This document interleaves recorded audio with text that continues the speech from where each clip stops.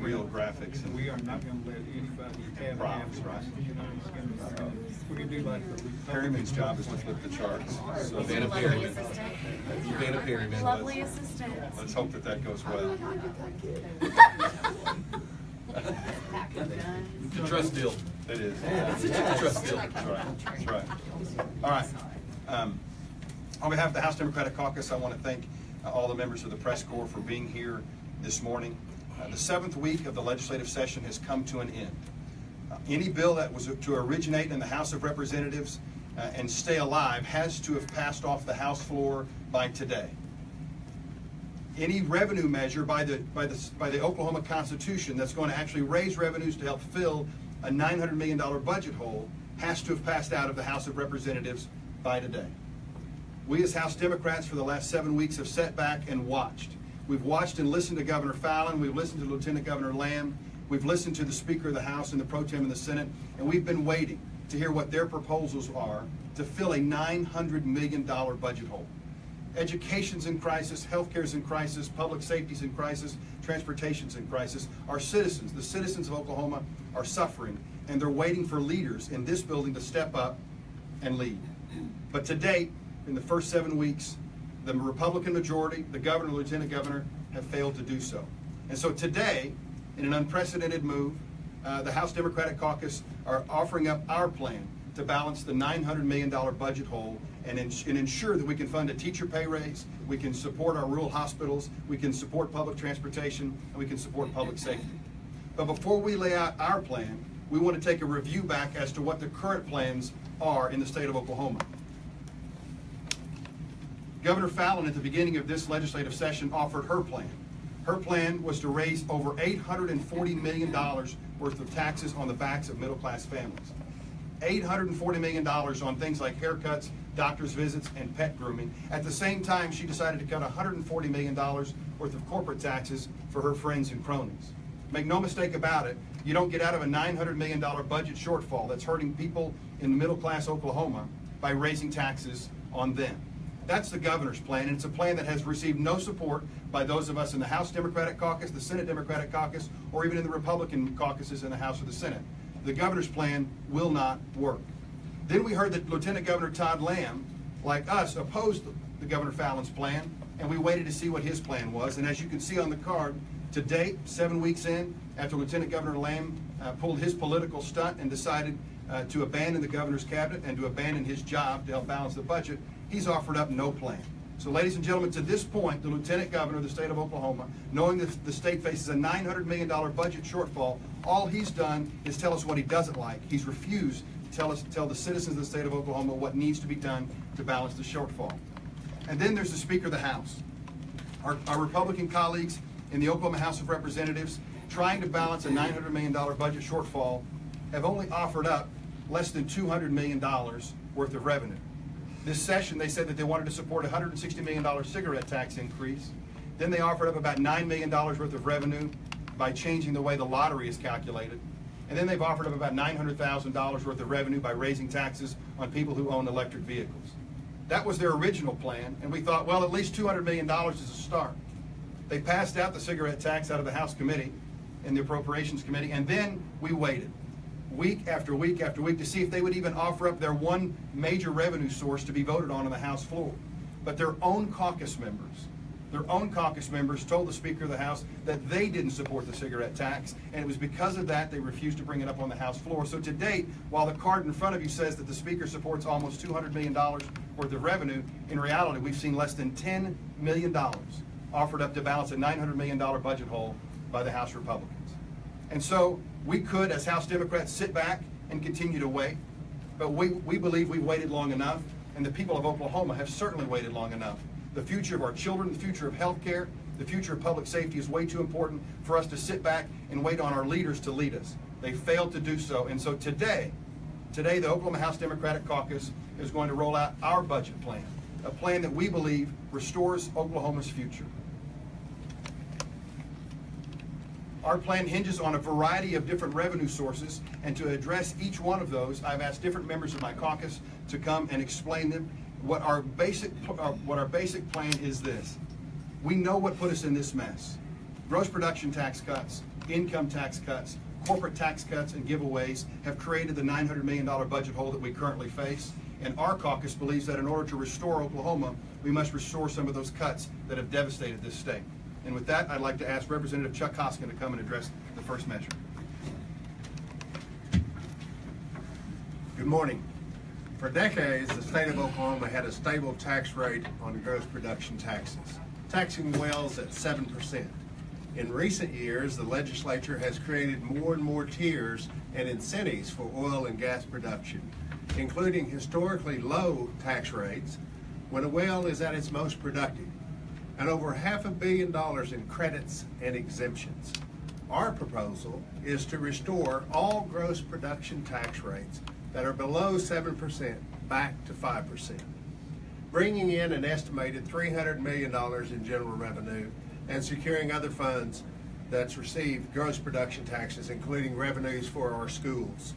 While we understand and we agree that oil and gas is very important to our state's economy, investment in our children and in our infrastructure is mutually beneficial. It has been reported that the state is not bringing in taxes that are owed. Streamlining gross production tax will have indirect savings for the tax commission and free up resources for other needed state functions.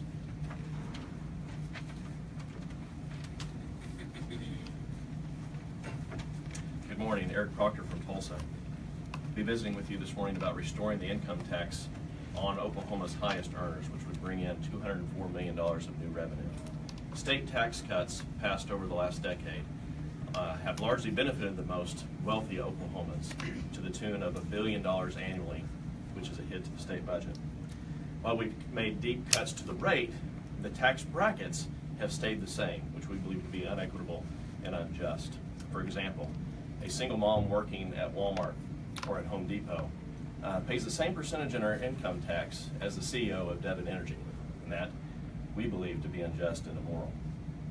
We propose restoring the 6% tax bracket at a level that is equivalent to changes in wages. The first bracket would tax income beginning at $100,000 for single filers and $200,000 for joint filers. Additionally, we propose a new tax bracket that would tax income beginning at $200,000 for single filers and $400,000 for joint filers at a rate of 7%. This would largely affect only the top 3% of wage earners, and 100% of the increase would be on the top 20% of wage earners. And again, this portion would bring in $204 million of new revenue to invest in education, public safety, and healthcare.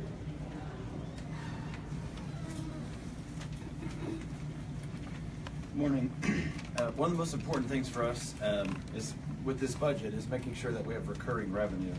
And while our colleagues have tried to pull some stunts, such as House Bill 1270 in policing the poor and hoping to claw back some monies there that we know through audits don't exist, our plan seeks to eliminate some credits and giveaways, corporate giveaways that are just flat unnecessary. And a few of those would be to eliminate the capital gains exemption, an exemption that is gained by the sale of real property or investment in the state of Oklahoma, something that was started in the early 2000s as a credit that's just at this point unnecessary. Less than 20,000 Oklahomans use this credit each year, and it costs the state about $160 million.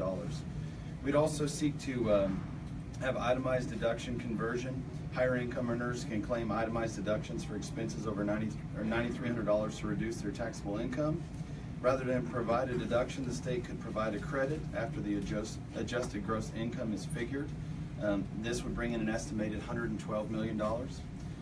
It's time to end the coal credit in Oklahoma. This is a credit to the tune of about $4 million.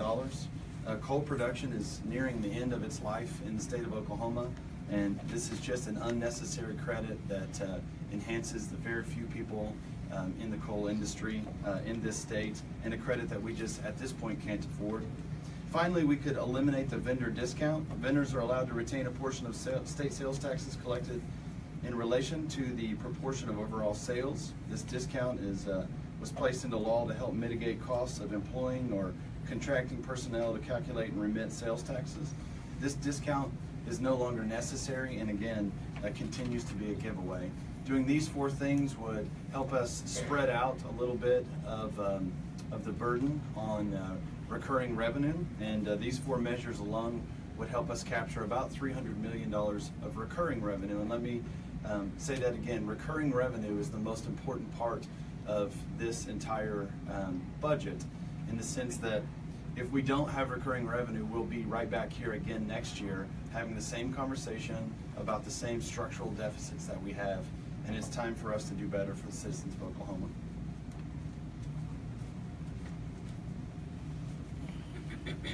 George Young, Oklahoma City. There's several items I want to bring up as we go through this process. The first one is the combined corporate reporting. We have over, we think, $100 million that's available to us because of multi-state corporations that hide their income that is made in Oklahoma, but they hide it in lower tax-paying states. We could also eliminate the Equal Opportunity Education Scholarship, which returns back almost 75% of what the corporations and businesses give to that scholarship. And we believe that if education, public education, is working at a deficit in that year, that we ought not have that going on. Then the corporate new jobs credit. It has an unlimited carryover. We believe we can save 27 million, generate 27 million with help to help us better budget ourselves right there by giving us a better idea of how much that carryover will be and not cause us so much trouble. And then we can also eliminate or help remove the sales tax exemption from the select service taxes on industry, entertainment, and several other industries. We would like to see that taken away, because we know that there are already some sales tax exemptions that offset some of those credits that they get. And then lastly, sunset the wind tax credit. That has been very successful, but we see some revenues generated by having a sunset on that, and we believe that that will also help us in having a better budget picture. Cindy Munson, Oklahoma City. I'll be visiting with you all about the cigarette tax that is estimated to bring in $160 million. It's a well-known fact that Oklahoma's healthcare system is underfunded and overloaded. We rank among the lowest in health outcomes in all age groups and simply cannot afford for the state to continue down this path. We're putting our sickest citizens at risk by not providing preventable disease, by not taking preventable diseases seriously. Smoking rates in Oklahoma have decreased in recent years. We know that we can do more legislatively to prevent smoking-related illness and death that any other preventable disease may where it may happen with preventable disease. We will support increasing the cigarette taxes as a response to taking care of our citizens' health, freeing up healthcare resources by instilling healthier habits. This increase absolutely must go to fund Medicaid provider rates, uncompensated care, or another critical healthcare need, as it is not a reliable source for funding our growing education and infrastructure needs. In addition to increasing the cigarette tax, we should seriously consider increasing taxes on all tobacco products proportionately to have the maximum benefit and health outcomes and prevent youth access. It should be noted in our Restore Oklahoma plan, what we have done is we have created a broad-based structure. We do not believe that the way to balance Oklahoma's budget is by raising taxes on the backs of middle-class families like the governor offered up, and only on the middle-class families. We believe that a broad-based approach is the best way to balance a $900 million budget hole. So what we have done in our Restore Oklahoma plan is we've tried to reach out to the governor. We've taken some of her service taxes, as Representative Young said, some of those that she offered up in her State of the State address that don't directly affect middle-class families. We've included those in our budget. We've taken the cigarette tax that the Speaker of the House says that he supports, and we've included that in our budget revenue proposals. We believe that working in a bipartisan manner, we can truly achieve the goals that the state of Oklahoma is asking of us. But when you look at all four plans side by side, as you see here, the governor's plan does not fill the budget hole. Because of her giveaways to corporate, by eliminating the corporate income tax, she doesn't even fill the $900 million budget hole. Lieutenant Governor's land plan doesn't even begin to start. The Speaker of the House's plan makes some headway, but if they refuse to even take up their own cigarette tax proposal, then we're looking at only $10 million of a $900 million budget hole. But our plan, the House Democrats Restoring Oklahoma plan, is the only plan that not only fills the budget hole, but it also allows us to do several things. It allows us to offer a teacher pay raise. It allows us to restore the earned income tax credit for working families that was stolen from working mothers last year, as the House Republicans believed that was the way to balance the budget. It allows us to not only take care of teacher pay, not only allows us to take care of state employee pay and to take care of those working families, but through the recurring revenue streams that we're offering on the table, we ensure that the future of Oklahoma will continue to be bright. And in our last slide, you'll see we offer up $1.4 billion worth of revenue to close a $900 million budget hole without raising taxes on the backs of middle-class Oklahomans, and instead restoring funding to education, healthcare, public safety, and transportation. So we are calling upon the House Republicans, the Senate Republicans, and the governor to take our plan, to take portions of our plan, reach across the aisle and work with us, because we believe restoring Oklahoma's future is the most important thing we can do this legislative session. And with that, I'll be happy to answer any questions. Yeah, Scott, I just got a tweet from Representative Josh Cockcroft. I was tweeting that you were unveiling your plan. He says, meanwhile, Republicans are actually working on the budget and public committees right now, all Democrats, Republicans invited. Your response to that? Yeah, what Representative Cockcroft is working on right now isn't finding new revenue. What he's talking about is looking at budget cuts. If you go to every single one of the appropriations committees that are meeting today, there won't be one committee that lays out any revenue stream like we're doing today. Instead, what those House Republicans are learning is that we're looking at 14.5% budget cuts to core services that are already decimated by the budget cuts that have been created at the hands of the Republicans. So Representative Cockcroft, while I appreciate the fact that he's meeting to talk about budget cuts, at the end of the day, the people want to meet to talk about revenue proposals and not budget cuts.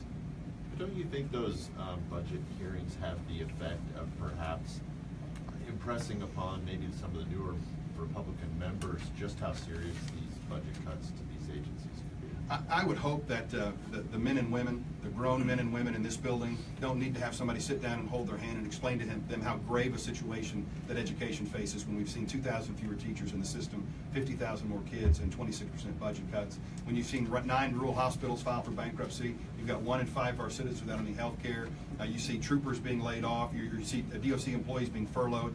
I'm not sure that they need an extra meeting 7 weeks into the session to know that things are bad. What they need to be meeting about is how you find revenue to restore Oklahoma. That's what we're offering up. What they're offering today is a grim picture. It's a grim picture of what their Oklahoma looks like. Their Oklahoma looks like 14.5% budget cuts deeper to education, healthcare, and public safety. And our caucus believes we cannot afford those. Citizens cannot afford those. We have to restore Oklahoma's future, and we're doing it through revenues, not through budget cuts. Would you and your caucus be supportive of the cigarette tax as a standalone bill, or would that be contingent on some of these? Absolutely, it's a great question. Our caucus has said for the last 2 years that we do not believe that the public education is in crisis or that healthcare is in crisis because cigarettes are too cheap. The cigarette tax is one step in the right direction to trying to balance the budget, but if that is the only step, then our caucus will not support it, because we don't believe ignoring the income tax cuts, the gross production tax cuts, and the tax credits and giveaways that have been given to the wealthiest folks in Oklahoma. If we ignore those, that's a failed solution to turning the state around. As Representative Munson said, the cigarette tax is a diminishing resource, and we have to find legitimate recurring revenues that will grow as the economy grows. The cigarette tax will not. And so if all they do is offer a cigarette tax, our caucus will not support it, because we don't believe a $160 million regressive cigarette tax will close a $900 million budget hole for the people of Oklahoma. Are you negotiating in good faith with the Speaker or the Governor or other Republicans on some compromise that you could reach in terms of revenue? Absolutely. So the Governor Fallon and Chairwoman Osborne in the House of Representatives understands many of the proposals that have been offered here. We've not put them all in one sheet of paper like we have today. But we've talked about gross production tax. We've talked about restoring income tax cuts. We've talked about some of the tax credits on some of those services that we believe don't hurt middle-class families. Representative Osborne knows that and is trying to get her caucus to do the right thing, I think, on a few of those issues. But to date, it should be noted that while Representative Osborne is willing to work with us on gross production tax revenues and work with us on other revenue streams, the Speaker of the House continues to dig in his heels and say that he believes budget cuts are the way to get out of this mess. And at the end of the day, you don't restore Oklahoma's future by trying to cut your way to prosperity. Could it be argued that you guys are digging your heels in as well? Because Republicans can't pass revenue-raising measures without at least a few members of the Democrats. Sure, Janelle, I appreciate that, but what we've offered up today should be noted. The only thing, well, there's 2 things there that require 76 votes. That's a cigarette tax increase, and that's restoring the income tax cuts on those high earners. Everything else in our plan, on the service taxes, on getting rid of the tax credits and exemptions, on restoring the gross production tax, everything else requires just 51 votes. And so our caucus has 26 votes today to help restore gross production tax cuts, to help restore some of those service credits that don't hurt middle-class families. We've got 26 votes. We only need 25 Republicans to join us to do the right thing. And from our perspective, we believe that it's going to take more than just a cigarette tax to balance the budget. And we're trying, in good faith, to offer up a plan that hopefully the Republican majority will take a look at and find 3, 4, 5 particular proposals that they can come to agreement on with us, and will actually get us out of this mess. How confident are you guys in this plan and it passing? We're confident that the plan would work. We're confident that the plan doesn't raise taxes on the backs of middle-class families, that it would restore Oklahoma's future, but we're not confident that the Republican majority will admit the mistakes that put us in this mess and correct it. That's the issue. And so the reason we're here today is to not only lay out our proposal to restore Oklahoma's future, but we're here to also encourage the members of Oklahoma, the citizens of Oklahoma, to contact their legislators and ask them to support the Restore Oklahoma plan, because it's the only plan on the table that funds education, healthcare, public safety, and transportation, and sets Oklahoma on a path for future prosperity. Scott, I have to ask you one thing. What would you say to critics who say, as a potential candidate for governor in 2018, that you might actually benefit from the state continuing to suffer and residents suffering, and that these proposals would never pass, Republicans will never go along with these proposals, and that, you know, if the state situation continues to get worse, that could benefit you in 2018? Well, I appreciate the question, Sean, and I've not made any announcements or any final decisions on that issue, but I will tell you this. There's discussions about 2 potential candidates for governor. One is lieutenant governor, and then you just mentioned myself. I'm not sure that if I were going to run for governor, the best way to do it is to offer up a bunch of new tax revenues. That's not always necessarily popular, but it's the right thing to do.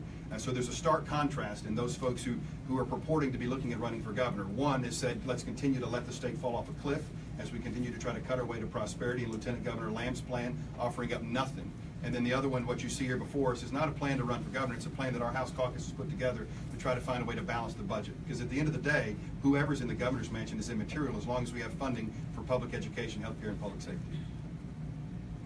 So where does the cigarette tax stand now, considering that this is deadline week? Yeah, so as of right now, it would look to be dead for this session. Although with the Joint Committee on Appropriations, there is an opportunity, if a grand bargain is struck that helps to pick up some of our Restore Oklahoma plans, that we could bring that cigarette tax out of a Joint Committee on Appropriations in May as part of an overall package. And our hope is that the House Republicans and the governor will work with us on our Restore Oklahoma plan to make some of those things happen. Thank you all very much for being here. And for members of the media, we're